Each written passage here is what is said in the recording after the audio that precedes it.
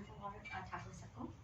उसके पश्चात मैं कहना चाहूँगी, अपनी आज़ादी को हम हरगिज़ मिटा सकते नहीं, सर कटा सकते हैं लेकिन सर झुका सकते नहीं। ये दो पंक्तियाँ व्यक्त करती हैं कि जो हमारे स्वतंत्रता सेनानी थे, उन्होंने कितने संघर्षों के पश्चात, कितने बलिदान और त्याग के पश्चात हमारे इस भारत को स्वतंत्र बनाया है, इस काबिल बनाया है कि आज हम अपना सर यहाँ वक्र से ऊपर कर अंतर्राष्ट्रीय स्तर पर भी अपने विद्यार्थियों को भेजकर अपना मार्ग प्रशस्त कर रही हैं। मैं बताना चाहूँगी कि मेरा आज का जो विषय है, उप विषय जिसे मैं कहूँगी, वो है भारतीय स्वतंत्रता सेनानी, और मेरा नाम है कविता दीक्षित। आगे बढ़ते हुए, भारत सैकड़ों वर्षों की गुलामी के पश्चात सन 1947 में आज़ाद हुआ था। भारतीय स्वतंत्रता सेनानियों ने अपने त्याग और बलिदान से भारत को स्वतंत्रता प्रदान की। उन्होंने अपना घर बार, सुख दुख सब कुछ त्याग कर दिया केवल भारत को स्वतंत्र बनाने के लिए। इन महान सपूतों के कार्यों को देखें तो हम उनके आज भी ऋणी हैं। ये महान सपूत हमारे लिए आज भी प्रेरणा के स्रोत हैं। हम इनकी स्वतंत्रता को आज तभी एक सही नाम दे पाएंगे जब हम अपने कार्य को ईमानदारी से समय पर करते हुए अपनी देशभक्ति को आगे देश को बढ़ाने की कोशिश करेंगे। इसी क्रम में मैं बताना चाहूँगी कि जो कई भारतीय स्वतंत्रता सेनानी थे, उनमें सर्वप्रथम थे महात्मा गांधी जी। भारतवासी महात्मा गांधी जी को बापू, राष्ट्रपिता महात्मा के नाम से जानते हैं, जिनका जन्म 2 अक्टूबर 1869 में गुजरात राज्य के पोरबंदर में हुआ था। इनकी माता का नाम पुतलीबाई एवं पिता का नाम करमचंद गांधी था। महात्मा गांधी अहिंसा के पुजारी थे। और साथियों, चाहे दैविक युद्ध हो हमारा या स्वतंत्रता संग्राम का युद्ध हो, महिला शक्ति के बिना किसी भी युद्ध पे विजय पाना नामुमकिन है। वैसे तो इस आंदोलन में, आजादी के आंदोलन में 1 2 नहीं, 3 4 नहीं, 100 200 नहीं, कितनी ही महिलाएं ऐसी थी जिन्होंने अपने या अपने परिवार में किसी न किसी की आहुति इस युद्ध में अवश्य दी है। उन सबके नाम बता पाना तो मेरे लिए अभी मुश्किल है, लेकिन फिर भी मैं कुछ महिलाओं के नाम बताना चाहूंगी। उनमें सर्वप्रथम है झांसी की रानी लक्ष्मीबाई। जब अंग्रेजों ने इनके राज्य को अपने में मिलाना चाहा कंपनी में, तब इस महिला ने इनको, कंपनी ने ये कहा भी कि अब हम आपको पेंशन देंगे, लेकिन इन्होंने उनकी पराधीनता को स्वीकार न करते हुए उनके खिलाफ आंदोलन शुरू किया। और उस समय उनका साथ देने के लिए जहां अन्य राजा पीछे हट रहे थे, वहां उन्होंने एक महिलाओं का दल भी गठित किया जिसे दुर्गा दल के नाम से जाना जाता है। इसी तरह जो बेगम हजरत महल थी, उनके साथ भी यही हुआ था कि उनके पति को निष्कासित कर दिया गया था, उनके राज्य को भी अपने में मिला लिया गया था कंपनी द्वारा। तो उन्होंने भी इसी तरह अपनी वीरता का परिचय देते हुए अंग्रेजी शासन के खिलाफ विद्रोह किया।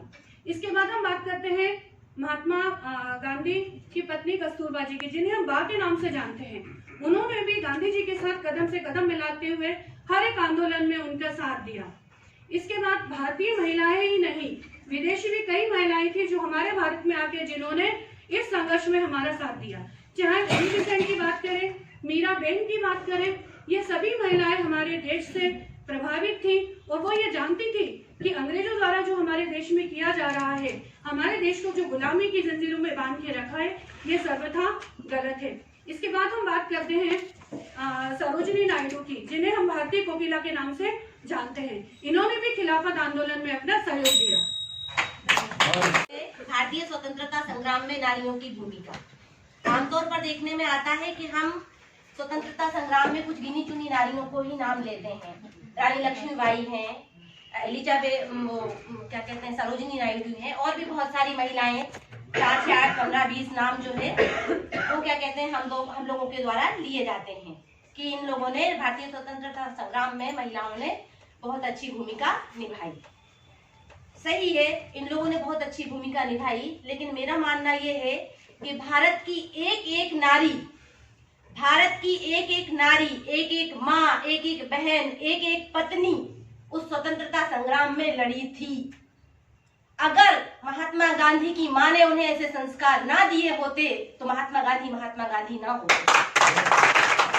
अगर महात्मा गांधी की पत्नी हर कदम पर उनके साथ ना लड़ी होती, हर कदम पे उनके साथ ना चली होती, तो महात्मा गांधी ना होते। अगर क्या कहते हैं, भगत सिंह की माँ ने उसे अपने पल्लू में छुपा के रखा होता और ना परमिशन दी होती कि जा तू स्वतंत्रता संग्राम में लड़, तो भगत सिंह ना होते।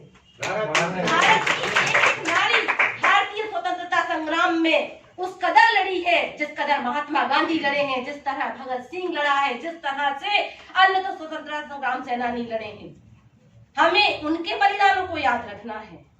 अरे भारत की नारी तो वो नारी है, भारत की नारी वो नारी है, कहते हैं ना कि दुश्मन वो होना चाहिए जिसकी दुश्मन भी तारीफ कर दे। तो रानी लक्ष्मीबाई वो नारी थी जिसकी तारीफ ह्यूरोज ने की थी कि 1857 की क्रांति में सबसे शक्तिशाली योद्धा अगर कोई था तो रानी लक्ष्मीबाई थी। इतने सारे पुरुषों को छोड़कर एक दुश्मन ने एक महिला की तारीफ करी थी। ये भारत की नारी है, ये स्वतंत्रता संग्राम में भाग लेने वाली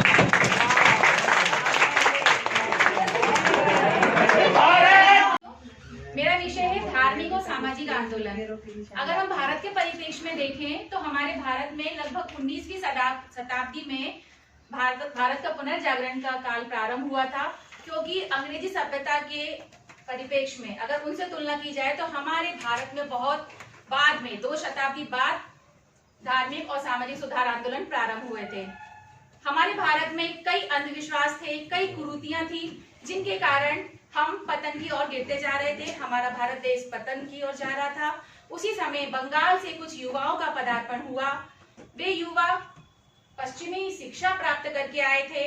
उन्होंने देखा कि भारत में बहुत रूढ़िवादी परंपराएं हैं, बहुत अंधविश्वास हैं। उन्होंने इसका विरोध किया और उसमें सर्वप्रथम नाम है राजा राममोहन राय और उनके अनुयायी। इन्होंने ब्रह्म समाज की स्थापना की। 1815 में इन्होंने आत्मी सभा की स्थापना की और 1828 में ब्रह्म समाज की स्थापना की। इन्होंने भारत में व्याप्त जो कुप्रथाएं थी, जैसे बहुपत्नी विवाह था, बालिका विवाह था और इसके अलावा भी जातिवाद, इनका विरोध किया। कई धार्मिक सुधार आंदोलन भी इन्होंने करे, जैसे कि मूर्ति पूजा का इन्होंने विरोध किया और एकेश्वरवाद का इन्होंने प्रण लिया कि सभी ईश्वर एक है। इसी के साथ साथ भारत में कई सुधार आंदोलन भी चल रहे थे, जिनमें दयानंद सरस्वती, जिन्होंने आर्य समाज की स्थापना की और इन्होंने भी धार्मिक और सामाजिक सुधार आंदोलन में अपना सहयोग प्रदान किया। स्वामी विवेकानंद को कौन नहीं जानता। वे और उनके अनुयायियों ने रोगियों की सेवा करी, अनाथों की सेवा करी और समाज के उत्थान में इन्होंने प्रयास किया। इसके साथ ही मैं एक नाम और लेना चाहूंगी, सर सैयद अहमद खान। इन्होंने मुस्लिम संप्रदाय के लोगों का भी पुनर्जागरण में सहयोग किया। अलीगढ़ विश्वविद्यालय की स्थापना की ताकि मुस्लिम समुदाय के लोग शिक्षा प्राप्त कर सके, आगे बढ़ सके।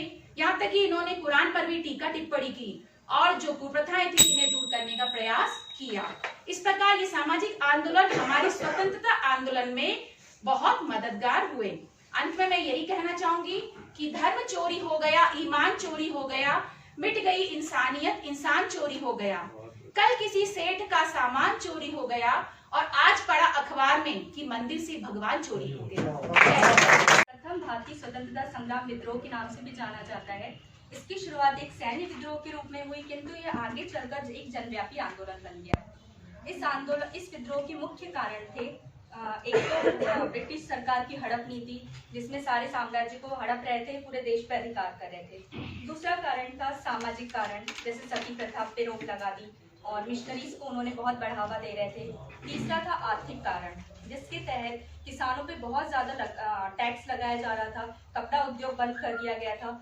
और चौथा कारण था सैन्य कारण। इसमें होता था कि जो ब्रिटिश सैनिक थे उनके मुकाबले भारतीय सैनिकों को बहुत कम आंका जाता था, उन्हें कम वेतन मिलता था, कम रैंक दिया जाता था, जिसकी वजह से बहुत असंतोष फैल गया था।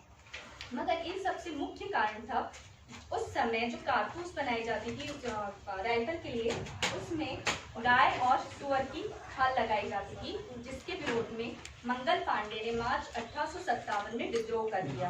उन्होंने बैरकपुर छावनी में विद्रोह प्रारंभ किया और 2 ब्रिटिश अधिकारी जो क्यूर्से तथा बाग की हत्या कर दी, जिसके फलस्वरूप उन्हें फांसी की सजा दी गई अप्रैल में।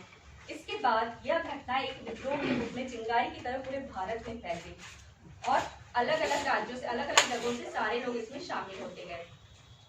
इस घटना के बाद इन्होंने सभी लोगों ने बहुत अच्छा संघर्ष किया, किंतु एक प्रभावी नेतृत्व नहीं मिल पाने के कारण तथा सीमित संसाधन होने के कारण यह विद्रोह कुचल दिया गया, यह पूरी तरह से सफल नहीं हो सका।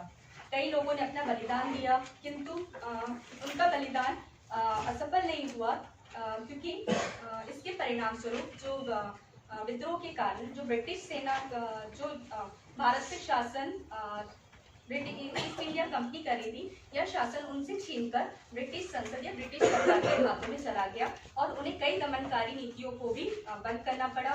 तो हम यह कह सकते हैं कि यह जो 1857 की क्रांति थी, जिसमें कई वीरों ने बलिदान दिया, यह एक व्यर्थ नहीं गया। ये हमारी भारत की स्वतंत्रता के लिए एक मील का पत्थर साबित हुआ। धन्यवाद।